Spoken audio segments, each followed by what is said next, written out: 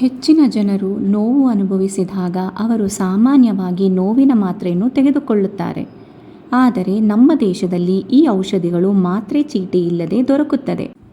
Pain killer ವೋವಿರಾನ್, ಕಾಂಬಿಫ್ಲಾಮ್, ಹೈಫಾನ್ಯಾಕ್, diclofenac, ಬ್ರೂಫಿನ್, ಜಿರೋಡಾಲ್ ಮತ್ತು ನ್ಯಾಕ್ಸಡಾಮ್ ಇವೆಲ್ಲ ಸಾಮಾನ್ಯವಾಗಿ ದೊರಕುತ್ತದೆ.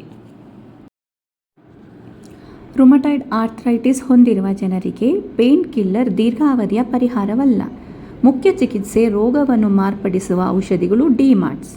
ಇದು ರೋಗವನ್ನು ನಿಯಂತ್ರಿಸಲು ಸಹಾಯ ಮಾಡುತ್ತದೆ.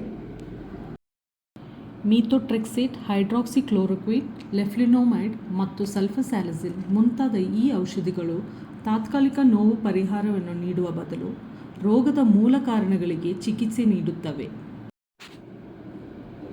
ಡಿಮಾರ್ಟ್ಸ್ ಕೆಲಸ ಮಾಡಲು ಪ್ರಾರಂಭಿಸಿದ ನಂತರ ಪೇನ್ ಕಿಲ್ಲರ್ಗಳನ್ನು ನಿಲ್ಲಿಸಬಹುದು.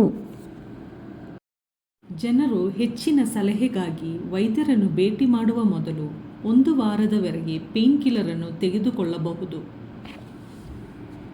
ಕೆಲವು ಸಂದರ್ಭಗಳಲ್ಲಿ ಹೃದಯ ಅಥವಾ ಮೂತ್ರಪಿಂಡದ ಕಾಯಿಲೆಗಳು ಮತ್ತು ಅನಿಯಂತ್ರಿತ ಮಧುಮೇಹ ಇರುವ ಜನರು ಪೇನ್ ಕಿಲ್ಲರ್ಗಳ ತಾತ್ಕಾಲಿಕ ಬಳಕೆಯು ಅಡ್ಡ ಪರಿಣಾಮಗಳನ್ನು ಉಂಟುಮಾಡುತ್ತದೆ.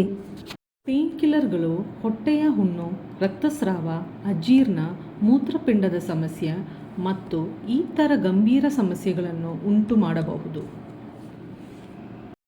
ರುಮಟಾಯ್ಡ್ ಆರ್ಥ್ರೈಟಿಸ್ ರೋಗಿಗಳಿಗೆ ಸಹ ಪ್ರತಿದಿನ ಬಳಕೆಗೆ ಪೇನ್ ಕಿಲ್ಲರ್ ಅನ್ನು ಸಲಹೆ ಮಾಡುವುದಿಲ್ಲ.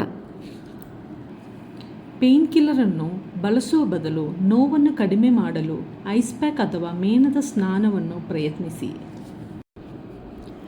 ನಿಮ್ಮ ವೈದ್ಯರು ಅಥವಾ ಫಿಸಿಯೋಥೆರಪಿಸ್ಟ್ ಸಲಹೆಯನ್ನು ಅನುಸರಿಸುವ ಮೂಲಕ ನೋವನ್ನು ಸರಿಯಾಗಿ ಮತ್ತು ಸುರಕ್ಷಿತವಾಗಿ ನಿರ್ವಹಿಸಬಹುದು.